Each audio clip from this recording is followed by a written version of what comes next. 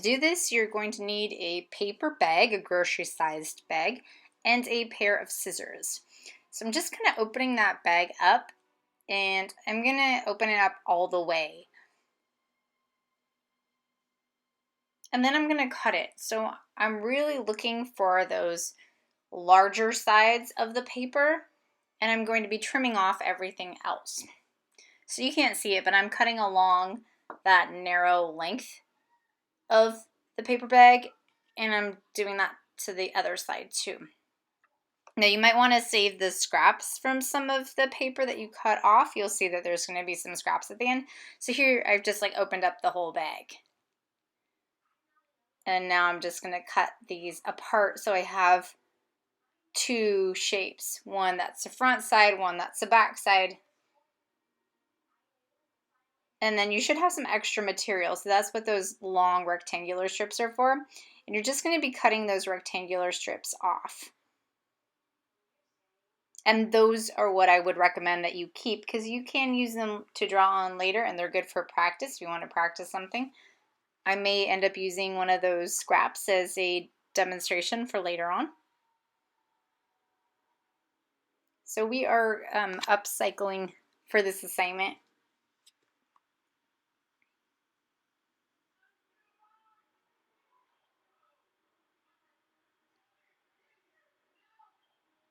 So ideally we'll have two large rectangular surfaces. I'm going to just go ahead and cut off the handle. That way it's not in the way. You could leave yours on if you wanted. Now you're going to proceed to the other side of the bag, the other rectangle. So same thing, I just sped this up. Cut off some extra strips.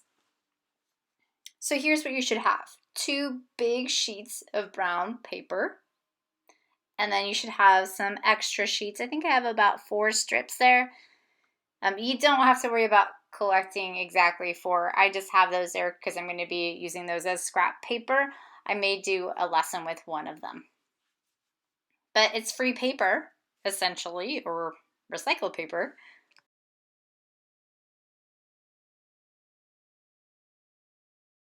You'll notice I put labels at the top of each one. So this one reads as cube. I'd like you to do the same thing. That way we're clear about which one you're drawing. I like to start out a cube with just a regular square. So I'm using my ruler here and I'm measuring. You don't have to do my exact measurements, but just make sure it doesn't get too tiny. I'd say like 2 inches by 2 is a good measurement, or 1.5 by 1.5. I wouldn't go too much smaller than that. So I'm lightly drawing it. It looks darker here because I've actually had to adjust the camera and made sure that I put a filter on it so that it's actually darker than it looks. That way you can see it on camera, otherwise you won't be able to pick up on my lines. So again, same kind of policy as with the hands, that you just want to go light. You don't necessarily have to worry about broken lines as much, but please do not go heavy and thick with your outline. Go light and skinny.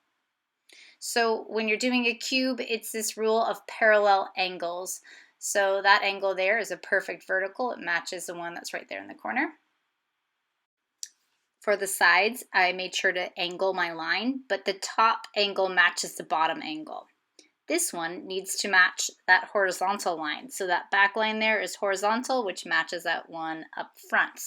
So here's my angle, and I'm just doing an angular transfer there in order to get my cube. For some reason, this can be a tricky concept for some students, but I'm happy to explain how I did that. It's just a simple rule of parallel angles. Alrighty, so I'm going again with my ruler, and I'm going to be measuring the base of this cone. So remember, if you were to flatten a cone, it would have a shape, or resemble a shape, and that shape would be a triangle. So I'm starting off with this shape first, and then I'm going to give it volume. So right there, I've divided my horizontal line exactly in half. So what it looks like I have there is an upside down T. Now I'm going to connect my base to that top of that T, or the top of that flagpole. It should almost look like a sail in a minute, but it will definitely have a triangular shape to it. So again, when you're doing these forms, make sure they're not minuscule. This one is at least 2 inches. So here's how you make it a cone. You actually have to put kind of a curve on the bottom. That curve is called an ellipse. It looks like a smile. But this should look similar to like a party hat cone or a like snow cone label.